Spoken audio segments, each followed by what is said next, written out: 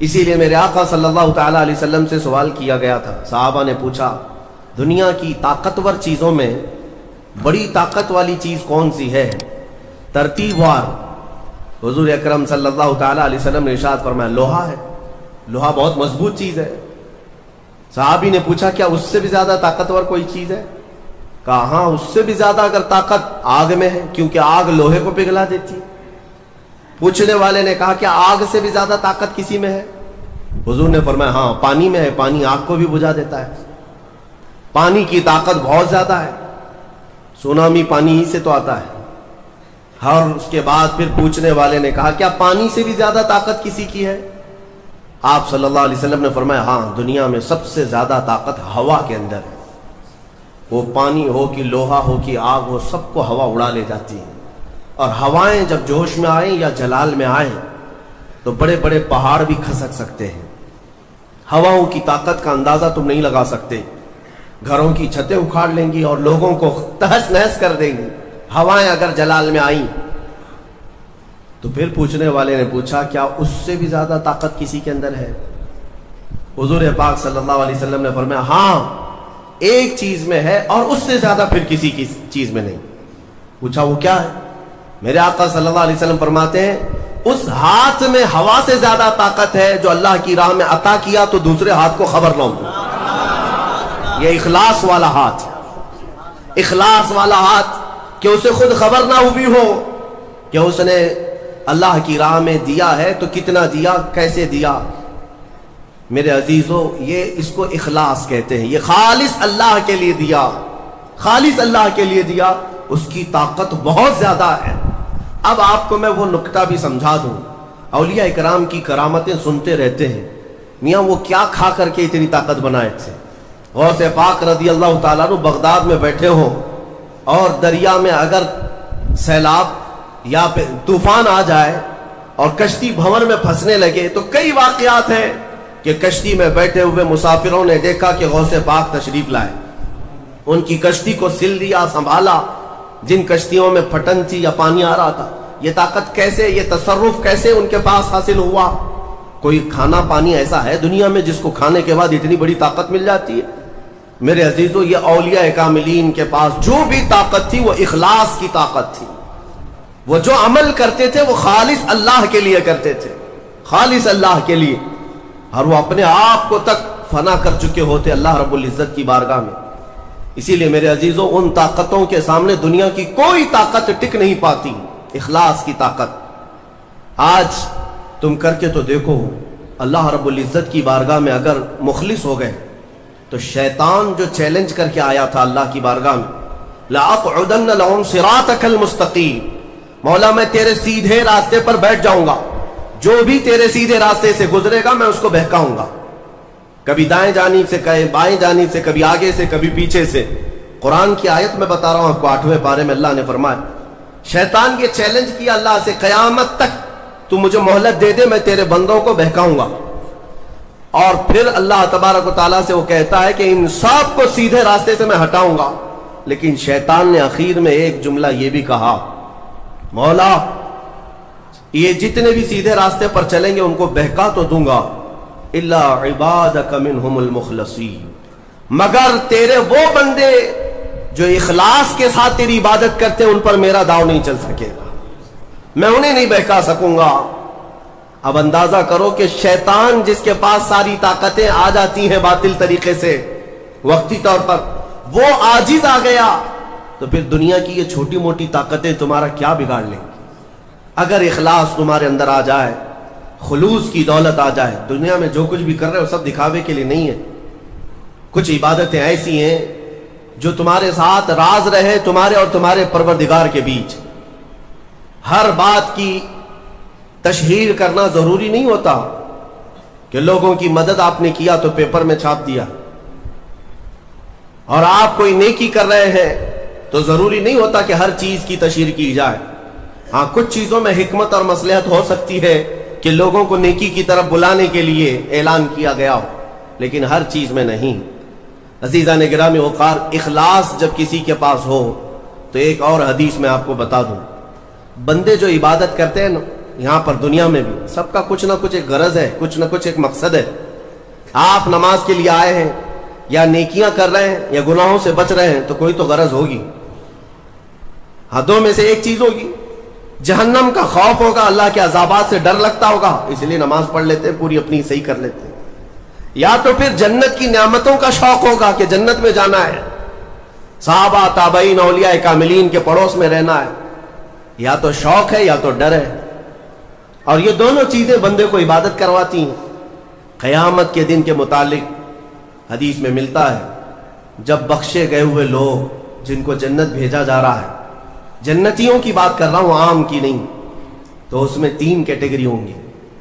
ایک جماعت ہوگی جن سے اللہ تعالیٰ فرمائے گا کہ اے بندو تمہارے اوپر آج جنت کھول دی گئی، تم بخش دیے گئے ہو، تم عبادت کرتے تھے دنیا میں، بتاؤ کیوں کرتے تھے؟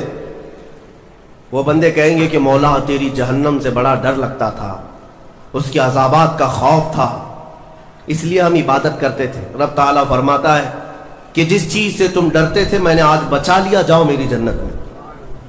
ان کو جنت بھیج دیا جائے. دوسری ایک جماعت، ان سے رب تبارک و تعالیٰ پوچھے گا تم کیوں عبادت کرتے تھے؟ تم بھی جنت کے مستحق ہو گئے ہو، آج بخشے گئے ہو. وہ لوگ کہیں گے کہ مولا ہمیں تیری جنت کی نعمتیں سننے کے بعد اس قدر شوق تھا کہ ہم وہ نعمتیں حاصل کرنے کے لیے دن رات عبادت کیے، ذکر کیے، تسبیح پڑھے، اور آج کامیاب ہوئے. رب تعالیٰ فرماتا ہے میری جنت کی خواہش کرنا بھی نیکی ہے، جاؤ میں تمہیں جنت دیتا ہوں. وہ بھی جنت میں چلے گئے. تیسری جماعت تھی، ان سے پوچھا جائے گا تم کیوں عبادت کرتے تھے؟ تم بھی آج جنت کے مستحق ہو گئے. وہ کہیں گے کہ مولا ہمیں تیرے جہنم کے عذابات کی بھی پرواہ نہیں اور نہ ہی تیری جنت کی نعمتوں کی خواہش، بلکہ ہم تو صرف اور صرف تیری رضا کے لیے کرتے تھے، تو راضی ہو جا، ہم جنت اور دوزخ کے لیے نہیں. تو رب تبارک و تعالیٰ فرماتا ہے کہ یہ میرے مخلص بندے ہیں، خالص پیور اللہ کے لیے کرتے تھے. رب تعالیٰ فرماتا ہے جاؤ میں تم سے راضی ہو گیا، تم بھی جنت میں. جنت میں جانے کا حکم دے دیا جائے، لیکن فرمایا گیا وہ جماعت رک جائے گی، وہ کہیں گے نہیں ہم جنت میں نہیں جائیں گے. ایسا بھی کوئی ہے؟ وہ کہیں گے کہ مولا اگر ہم جنت میں جائیں گے تو اندر جو جنتی ہیں وہ ہمیں تانا ماریں گے، تم بھی جنت کے لیے کرتے تھے اور بولے کچھ اور ہو، بدلہ تو تم نے بھی لے لیا عبادتوں کا، ہمیں اپنی عبادتوں کا بدلہ نہیں چاہیے. رب تبارک و تعالیٰ فرماتا ہے میری رضا یہی ہے کہ تم جنت میں چلے جاؤ، میں تم سے راضی ہو گیا. وہ پھر رکے رہیں گے کہ مولا ہم نے جنت کے لیے نہیں تیری رضا کے لیے کیا ہے. پھر حکم ہوگا فرشتوں کو کہ ان کے ہاتھوں اور پیروں میں بیڑیاں باندھو اور کھینچ کے جنت میں لے جاؤ. وہ ایک جماعت ایسی ہے. یہ کون لوگ ہیں جو مخلصین ہیں، خالصتاً اللہ کے لیے عبادت کرتے تھے. عزیزان گرامی وقار، جو اللہ رب العزت کے لیے کرنے والے لوگ ہیں، اللہ تعالیٰ ان کو ہمیشہ ذلت اور رسوائی سے محفوظ رکھتا ہے. اخلاص. بنی اسرائیل میں ایک خاتون تھی اور اس کا بڑا گھرانہ تھا. اس کا باپ جو تھا وہ بڑا کنجوس اور بخیل آدمی، بڑے پیسے والا. ایک دن ایسا ہوا کہ یہ جو لڑکی تھی، جوان لڑکی، اس نے باہر ایک فقیر کو دیکھا جو بڑا مجبور تھا، ضرورت مند تھا. اس کو اٹھا کر کے اچھی خاصی دولت اپنے باپ کی دے دی. اور باپ کو پتا چلا تو اتنا غصے میں آیا کہ میں ایک پھوٹی کوڑی نہیں دیتا اور تو اتنی بڑی دولت اٹھا کر دے دی. اور غصے میں اپنی بیٹی کا ہاتھ کاٹ دیا. اس کا ہاتھ کٹ گیا. غصے میں تھا باپ، بخیل تھا، ہاتھ کاٹ دیا. بہرحال کٹے ہوئے ہاتھ کے ساتھ وہ رہنے لگی. تھی اللہ رب العزت کی رضا چاہنے والی. کئی دن تک اسی طرح گزر گئے. اب باپ بڑے پیسے والا تھا اس زمانے میں، وہ ہاتھ چھپا کر کے رہی. پھر اس کا رشتہ آیا ایک بہت بڑے خاندان سے، اور بڑے خاندان کا جو شہزادہ تھا اس نے پسند کر لیا. شادی کی ڈیٹ قریب آئی. ان لوگوں نے ہاتھ نہیں دیکھا، بس چہرہ اور باقی ساری چیزیں دیکھی، اور انہوں نے بھی چھپا رکھا کہ ہاتھ نہیں ہے. کٹے ہوئے ہاتھ کے ساتھ کون شادی کرے گا؟ بہرحال شادی ہو گئی. شادی ہونے کے بعد وہ گھر رخصت ہو گئی. اپنے نئے دولہے کے ساتھ وہ اپنے گھر پر بیٹھی ہے دسترخوان پر. वो बाएं हाथ से खाया करती थी, एक हाथ तो कटा हुआ था, छुपा करके रखती थी। दस्तरखान पर जब बैठी, उसका नया दूल्हा है, उसके घर वाले, खाने के वक्त अब हाथ निकालने की बारी आ गई। वो बाएं हाथ से खा रही थी तो उसके शोहर ने कहा कि क्या सीधे हाथ से नहीं खा सकती? सीधे हाथ से क्यों नहीं खा सकती? अब उसके रिश्ते के टूटने का वक्त आ गया। अगर पता चले तो धोखा किया है, कटे हुए हाथ के साथ हमारे साथ निकाह हुआ है। उसके आंखों में आंसू आए, वो हाथ अपने कपड़े के अंदर ही छुपाई रही। अचानक उसे गैब से एक आवाज आई, ऐ मेरी बंदी हाथ निकाल। उसने अपने दुपट्टे के अंदर से हाथ निकाला तो सीधा हाथ पूरा सही सलामत था। फिर वो जमाना मूसा अलैहिस्सलाम का था, उनकी बारगाह में हाजिरी देकर उसने अपना ये वाकया सुनाया। सैयदना मूसा कलीमुल्लाह फरमाने लगे, मौला ने मुझे ये वही देकर भेजा और इरशाद फरमाया, क्या है मूसा, हम उस हाथ को शर्मिंदा नहीं होने देना चाहते जो हाथ मेरी बारगाह में इखलास से उठाओ। मेरे अजीजों, ये इखलास की दौलत है। जो खालिसतन अल्लाह के लिए कुछ किया हो, मौला उसे कभी जलील नहीं होने देगा, उसे बेइज्जत नहीं होने देगा। इसीलिए कुछ काम ऐसे कर जाओ जो खालिसतन अल्लाह के लिए हो। रब तबारक व तआला के लिए अब तक क्या किया है उसका भी आपके पास कुछ तो होना चाहिए। अगर अपनी जिंदगी में आप एहतिसाब करें, अपना ही मुहासबा करें कि मैं जवानी से लेकर अब तक जितने काम किया हूं, कोई काम ऐसा है जो खालिस अल्लाह के लिए किया हो? रसूल पाक सल्लल्लाहु तआला अलैहि वसल्लम की एक हदीस में आपके सामने अर्ज करता हूं, इखलास में कितनी ताकत है वो बताता हूं। हुजूर अकरम सल्लल्लाहु अलैहि वसल्लम फरमाते हैं, सही हदीस है ये, 3 लोग सफर पर थे, 3 दोस्त थे, ये तीनों सफर पर थे और ये पहाड़ों के रास्ते से जा रहे थे। एक पहाड़ के गार में इन लोगों ने पनाह लेने के लिए थोड़ी देर आराम किया और बारिशें शुरू हो गई, तूफानी बारिश। और ऐसी बारिशें आई कि पहाड़ के पत्थर खसकने लगे और एक बहुत बड़ी चट्टान खसक करके ये गार के मुंह पर आकर गिर गई। गार बंद और ये अंदर 3 बैठे हुए हैं। हाथ के हिलाने से तो पत्थर जाने वाला नहीं, एक बड़ी चट्टान गिर करके बंद हो चुकी है, उनकी कब्र वहीं बनने वाली। 3 लोग हिला करके क्या हटा सकते थे? अब तीनों लोगों ने क्या किया?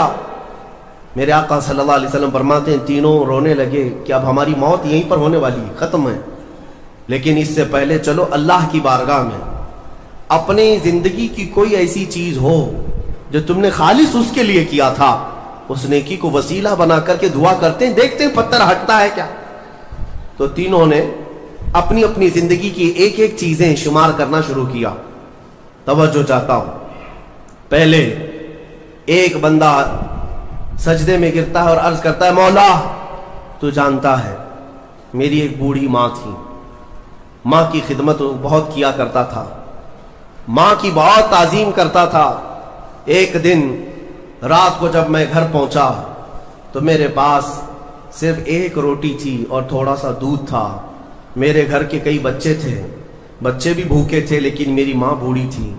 तो मैं जब भी घर रात को पहुंचता पहले अपनी माँ को खिलाता, उसके बाद अपने बच्चों को खाना देता।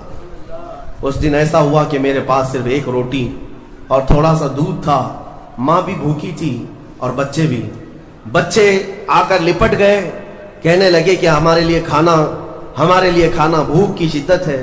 मैंने बच्चों को थोड़ी देर के लिए बिठाया घर के बाहर और उस रोटी को चूर कर दूध में अपनी बूढ़ी माँ को खिलाया।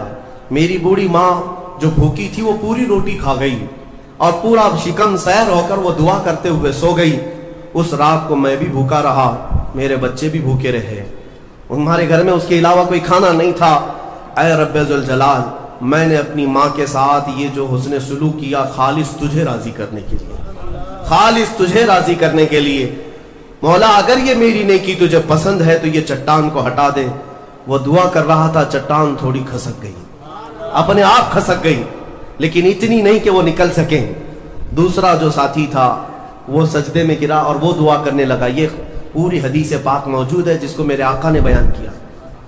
मेरे अजीजों, जिंदगी में कोई ऐसी चीज हो जो अल्लाह के लिए किया हो, फिर देखना जिंदगी की मुसीबतें आए, इसी नेकी को तुम अल्लाह की बारगाह में रख सकते हो। दूसरा सजदे में गिरता और कहता है, मौला तू बेहतर जानता है, मैं अपनी चचेरी बहन का आशिक हो गया था। اس کی چچیری بہن تھی، چاچا کی بیٹی، عاشق ہو گیا اور ہم دونوں میں معاشقہ چلنے لگا، ایک دوسرے سے محبت کرنے لگے۔ ایک دن ایسا آیا کہ ہمارے گھر والے اور اس کے گھر والے سب باہر چلے گئے، ہم دونوں تنہا رہ گئے، اور ہم دونوں ایک کمرے کے اندر آئے۔ ہم دونوں نے گناہ کرنے کا ارادہ کر لیا۔ شادی تو نہیں ہوئی تھی، نکاح بھی نہیں ہوا تھا، دونوں کھڑے ہوئے، گناہ کرنے کا ارادہ ہی تھا کہ ہم دونوں کو اچانک خیال آیا میرا رب دیکھ رہا ہے۔ ہم کپڑے اتارے اس کے سامنے جو ہمارے دلوں کے حالات بھی جانتا ہے، تو وہ میری چچیری بہن وہ بھی رونے لگی، میں بھی رونے، اور ہم ایک دوسرے کو ہاتھ نہیں لگائے۔ مولا اس زنا سے اور اس بدکاری سے اگر میں بچا تھا تو میرے رشتہ داروں سے ڈر کر نہیں، خالص تیری رضا کی، کہ مولا کریم کے اس سلطنت کو میں اپنے گناہوں سے پامال نہیں کروں گا۔ تو جب یہ وہ کہنے لگا اور عرض کیا مولا اگر میں وہ رات گناہ سے بچاؤں، تیری بارگاہ میں میرا وہ بچنا پسند ہے تو اس چٹان کو تو ہٹا دے۔ حدیث پاک میں چٹان اور کھسک گئی۔ تیسرا شخص تھا، وہ سجدے میں گرا اور کہنے لگا اے رب ذوالجلال تو بہتر جانتا ہے، میں ایک زمین اور جائیداد کا مالک تھا، میرے پاس کئی مزدور کام کیا کرتے تھے، اور ایک مرتبہ ایسا ہوا کہ میں مہینہ ختم ہوتے ہی سارے مزدوروں کو ان کی تنخواہ دے دیا کرتا۔ ایک مزدور ایسا ہے جو اپنی تنخواہ لیے بغیر چلا گیا، ایک مزدور تنخواہ لیے بغیر چلا گیا، اور اس کی تنخواہ میں نے سنبھال کر رکھی اور اس سے ایک بکری خرید لیا۔ میاں لوگ تو کسی کی سیلری ہو دبا کر کے کھا جائیں گے، اور یہ حدیث پاک میں جس کے لیے کہا جا رہا ہے وہ بندہ کہتا ہے میں اس کی پوری تنخواہ سے ایک بکری خرید لیا، بکری کو پالنے لگا، وہ مزدور آیا نہیں، وہ مزدور چلا گیا، مہینوں چلا گیا، بکری کو میں پالتا رہا، بکری نے بچے دی، بچوں کے بچے ہوئے، بچوں کے بچے ہوئے۔ اے رب ذوالجلال تو نے اتنی برکت دی کہ اس ایک بکری سے ایک پورا میدان، کئی ہزار بکریاں بھر گئی، کئی ہزار بکریاں کئی سالوں کے اندر۔ وہ ان بکریوں میں نہ کسی کو بیچتا تھا نہ کسی کو ذبح کرتا تھا، سب بکریاں رکھا۔ کئی سالوں کے بعد اچانک وہ مزدور واپس آئے اور اس نے آ کر مجھ سے کہا کہ مالک میں آپ کے ہاں خدمت کرتا تھا، آپ کو یاد ہے کچھ سالوں پہلے میں نے اپنی تنخواہ چھوڑ دی تھی، ایک مہینے کی تنخواہ نہیں لیا تھا۔ تو میں نے اس سے کہا کہ ہاں مجھے اچھی طرح سے یاد ہے، اور اس کا ہاتھ پکڑ کر کے ان بکریوں کے ریوڑ کے پاس لے گیا اور کہا یہ تیری تنخواہ ہے، یہ پوری تیری تنخواہ ہے۔ اس نے کہا میرے ساتھ کیا مذاق کر رہے ہو مالک، میری تنخواہ اتنی ہے کہ اس زمانے میں ایک بکری بھی نہیں آ سکتی۔ اس نے کہا ہاں بالکل تو صحیح کہہ رہا ہے، لیکن اس زمانے میں ایک بکری خرید لی میں نے، اور اسی بکری سے اللہ نے اتنی برکت دی، اس میں میرا ایک بھی حصہ نہیں، تیری ان بکریوں کا دودھ تک میں نے نہیں پیا، صرف اور صرف تیرے انتظار میں، اور یہ ساری بکریاں تو لے جا۔ اور وہ مزدور خوشی خوشی اپنے پورے ریوڑ کو، آج کے زمانے کے وہ کئی لاکھوں کی بکریاں ہوں گی، وہ مزدور لے گیا۔ اب یہ بندہ کہتا ہے اے رب ذوالجلال میں نے یہ امانت اگر سنبھالی تھی تو خالص تیری رضا کے لیے، مولا صرف تجھے راضی کرنے کے لیے، ورنہ پیسے کھا جاتا تو کون کیا کر لیتا، وہ مزدور کون سا وصول کر لیتا۔ کہتا نہیں مجھے یاد نہیں، اب میں پہچانتا بھی نہیں، نہیں مولا میں نے تیری رضا کے لیے کام کیا، اگر تجھے یہ پسند ہے تو یہ چٹان ہٹا دے۔ حدیث پاک میں ہے اس نے جیسی یہ دعا کیا پوری چٹان ہٹ گئی، پوری چٹان کھسک کر ختم ہو گئی، ان کا راستہ صاف ہوا۔ پتہ یہ چلا حدیث پاک کا یہ مفہوم ہے۔ میرے عزیزوں میں اب آپ کے سامنے عرض کرتا ہوں، ایسی بڑی بڑی چٹانیں آج بھی ہم پر گر رہی ہیں، مصیبتوں کی چٹانیں، ظلم کی چٹانیں، لوگوں کے تان و تشنی اور لوگوں کی گالی گلوچ کی چٹانیں۔ ان چٹانوں کو کھسکانے کے لیے تمہارے پاس اخلاص والی کوئی نیکی موجود ہے؟ رب تبارک و تعالیٰ کی بارگاہ میں کبھی یوں عرض کرتے کہ مولا میں نے خالصتاً ایک رات تیرے لیے کھڑے ہو کر پکارا تھا جب سب لوگ سو رہے تھے، میں صرف تجھے راضی کرنے کے لیے عبادت کیا، مولا اگر تو راضی ہے تو ان فلسطین کے بچوں پر رحم کر دے۔ ہمارے پاس ایسی کوئی چیز ہے جو ہم عرض کر سکیں؟ آج دعائیں کہاں نہیں ہو رہی ہیں؟ دعائیں سب جگہ ہو رہی ہیں، اجتماعی دعائیں ہو رہی ہیں، ہر خطبے میں، ہر نماز میں، ہر جگہ دعائیں ہوتی ہیں، لیکن میرے عزیزوں شاید وہ اخلاص سے خالی ہو گئے ہیں۔ ایک بات یاد رکھنا، حرام لقمے پیٹ میں پڑے ہوں، حرام کمائی گھر میں پڑی ہو تو حدیث پاک میں اس کی کوئی دعا آسمان تک نہیں جاتی، کوئی دعا آسمان تک نہیں جاتی. اور ان تمام چیزوں کی طرف کبھی خیال بھی نہ کرنا اور پھر یہ کہنا کہ ہماری دعائیں کیوں نہیں قبول ہوتی. اخلاص نہیں ہوتا. یا تو پھر دعا تو کرتے ہیں, کمائی بھی صاف ہے, حلال ہے, لیکن دعا کرنے کے وقت ایسا لگتا ہے جیسے کوئی ڈیوٹی ادا کر رہے ہیں, جلدی سے بھاگنا ہے. ہم تو دیکھتے ہیں نماز میں ہاتھ اٹھانے میں بھی لوگوں کو شرمندگی ہونے لگتی ہے. کچھ تو مرے ہوئے ہاتھوں کے ساتھ دعا کر رہے ہیں, کچھ انگوٹھے پھوڑ رہے ہیں دعا میں. تم رب تعالیٰ کی بارگاہ میں مانگ رہے ہو.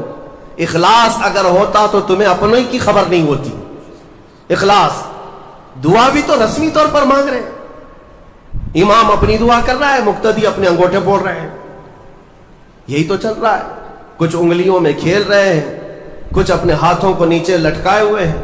میرے آقا صلی اللہ تعالی علیہ وسلم جب دعا کرتے ہیں, صحابہ کہتے ہیں کبھی کبھار حضور روتے ہوئے اتنی بلند ہاتھ اٹھا لیتے کہ حضور کے بغلوں کی سفیدی نظر آتی تھی.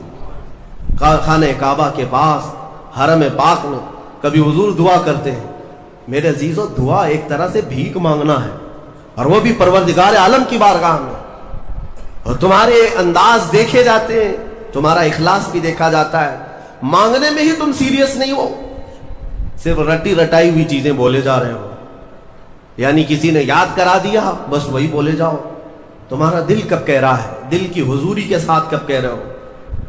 کچھ چیزیں خاص ہیں, صغیرہ کبیرہ ہمارے معاف کر دے, اس کو پتہ ہی نہیں صغیرہ کون ہے کبیرہ کون ہے. یہ تو رٹی ہوئی چیزیں بولے جا رہے ہو نا. اے اللہ ہمارے صغیرہ کبیرہ معاف کر دے. کیا ہے صغیرہ کبیرہ, کچھ پتہ نہیں, مولوی صاحب نے سکھایا تھا. دل کا جب حضور نہیں, دل کا اخلاص نہ ہو تو پھر کیا چیز مانگ رہے ہو اللہ کی بارگاہ میں. اخلاص یہ سب سے بڑی طاقت ہے. اگر یہ نہیں ہے تو عبادتوں کی جان ہی نہیں ہے. عبادتوں کی جان ہی نہیں ہے. عبادتوں کی جان اخلاص ہے.